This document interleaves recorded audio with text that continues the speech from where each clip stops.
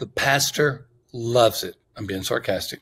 The pastor loves it when that church member comes up to the pastor and says something that maybe they think the pastor's never heard before. Boy, I wish I only had to work 1 hour on Sundays. I can't tell you how many times pastors get that information. Or, I wish I just had to work 1 day a week. Well, church members may think it's funny. They may actually believe it, but it is so far from the truth. And I hate pastors get into that position where they feel like they have to defend their work ethic. Some may, but most of them are putting in many hours. That's what we're going to talk about in this podcast. What is the normal work week in hours for a pastor? Well, as always, this Church Answers podcast is sponsored by Belay. Belay, I think of the people that Belay has brought us, and that's where I have such thanksgiving, because they have matched us well. The personality of Church Answers, my personality, and they have matched us well. And Belay takes care of all the work for us, and it's incredible. Belay has a new eBook. It's called The Power of Productivity. That's really what they do. They make you more productive, and they make your organization more productive. It's a free download. That's for all of you to go get it right now. So if you haven't done it already, you've heard me talk about it many times. If you haven't done it already, text Thom at 55123. That is THOM at 55123. Many years ago, I wrote a book called Surprising Insights from the Unchurched. I don't remember all the things that I have written. I just finished book number 41 as I'm recording this podcast. So I have written a lot of books, and someone says, you remember when you said this in such and such a book? No, I have no memory of that whatsoever. Sometimes I can go back and read what I wrote, and I can recall, oh yeah, that's what I said. But I remember this book. It was the heavy lifting was done by a great research team. We feature them in that book, but it's older. But there were a lot of questions we asked, really not only related to the unchurched, but related to the pastors whose churches are reaching them. And one of the things we did in the midst of the study on the unchurched, we asked pastors to divvy up the number of hours that they work for every potential area, such as counseling, sermon preparation, preaching, meetings, hospital visitation, community involvement, outreach, evangelism, ministry to others. I could go down the list, and I just said, how many hours a week do you normally allocate to that? Well, when it was all said and done, the typical pastor was somewhere around 50 hours. Some of them were horrendously high, 80 hours, 90 hours a week. I felt really badly for those pastors. So what I'm going to do today is talk about what is the normal work week in hours for a pastor. So there are many ways I can address this. The first thing I want to say is a pastor never has a normal work week. That's just the way it is. The pastor cannot plan funerals. The pastor cannot plan emergencies. The pastor cannot plan the unplanned. That's kind of obvious, isn't it? And so because of that, there is no such thing as a normal work week in hours for a pastor. Having said that, I will say this. If you look at the different waves of how much a pastor works and what a typical pastor does, it is typically 50 to 55 hours a week. That's typical. There will always be exceptions to that. There will always be more, and on some occasions there will be less. So, we can just hit the number 50, though it's a little bit above 50 hours a week. That is typical. But once again, there may be a week where there's 70 or 80, and there may be a week where there's 20 or 30. That is the ebb and flow of pastoral work, but it is usually on the high side. Another thing that we want to remind you about pastor's work week is a pastor, by the very nature of what the pastor does, is on 24/7 call. I have addressed this in other places about, vacation time and what if a church member dies, should you come back? So I'm not going to get into that, but I'm just simply going to say a pastor, for the most part, never feels that the job is done, never feels like the day is over, never feels like the week is concluded. Because of the nature of the job, there will be this emergency. There's been an automobile accident. This deacon, this esteemed deacon died, and the family needs you to come over now. This family crisis that has taken place. I could go on and on and on, and so could pastors as well.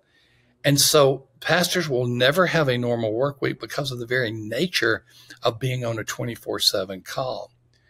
Another thing that I want to say is the invisible hours to church members is usually sermon preparation. Now, if this pastor is out in the community and they see their loving pastor doing an invocation for the basketball game or the football game or the soccer game, or they see the pastor walking around talking to merchants, that's visible. Or definitely when they see the pastor in the pulpit, that's visible. Or if they can stop by and catch the pastor in the office, that's visible. But what many members do not see among pastors is the invisible time. And often that invisible time is either counseling, the only people that see you are those with whom you are counseling, or sermon preparation. And for that reason, many church members have a jaded view, not all, but many church members have a jaded view of the normal work week because they just don't see the pastor putting in that time. Now, the reality of it is we ask these pastors how much time they put into sermons, sermon prep, typically around 15 hours a week. So think about that. That is invisible time to church members. And if you're doing 8 hours of counseling a week, that's invisible time to everybody except the counselees. So there's so much that a pastor does that is behind the curtain, if you will, to the church members. But when it's all said and done, we're able to come back with this. A typical work week, averaged out, is going to be about 50 hours. How about bivocational pastors? Bivocational pastors, defined as a pastor who has one foot working in the marketplace and another foot working in the church. Most bivocational pastors are also on 24/7 call, and they have that same type of pressure to always be available. They may actually work fewer hours because they have to get another income by working somewhere else, but they are never relieved of the pressure of being on 24/7 call. I do not have the hours in hard numbers that a bivocational pastor works. It would obviously be less than 50 hours for most pastors, always exceptions as far as an average. But again, the 24/7 call is always going to be incumbent upon the bivocational pastor. Now, what is the summary of all of this? I wanted pastors to hear what's typical, even though nothing's typical. That's funny. But I wanted you to hear that. But I also want church members to hear your pastor is working a lot. And your pastor may be working more than 50 hours, maybe even 60, 70, God forbid, 80. And I also wanted you to know that there are invisible hours that you don't see. So if you ever think that your pastor is not putting in the time, you're probably wrong. Are there some lazy pastors out there? Sure. There's lazy people in every profession. But for the most part, your pastor, the danger for your pastor is burning out, not being too lazy. Pray for your pastor, love your pastor, and ask your pastor if you can do anything for them, because they don't have a normal work week. But when they do work, it is a lot of hours, usually more than most of us. As always, thank you for being a part of the Church Answers podcast. Thank you, Belay, for sponsoring us and for providing the Power of Productivity ebook. Once again, go to Thom, Thom, and 55123. So 55123, you can put Thom there, and you will get your ebook download on the Power of Productivity. I hope this has been helpful, maybe give you a little information on the inside. And as always, we thank you for being a part of the Church Answers podcast. We got a lot of downloads this week, and we're looking forward to seeing you more in future episodes. Hey, folks, this is a PS to our podcast. We got some exciting stuff that we want to offer you absolutely for free. Sam, when you think about predictive factors in a church's growth. If you take out demographics, what are some things that come to mind? Just two. I mean, don't give me a list of 10. Just 2 or 3 things that come to mind on predictive growth of a church. Well, evangelism and whether the church is doing it or not. Bingo. And then I will add, is it an ongoing evangelism emphasis? Double bingo. Well? Double, and maybe something about leadership and their commitment to that. So all of the above. Evangelistic churches have evangelistic pastors. Is the staff, is the lead pastor doing the work themselves? We have a free download for you, and it's actually a sheet that you can self-score. You answer 20 questions, anywhere from strongly disagree to strongly agree.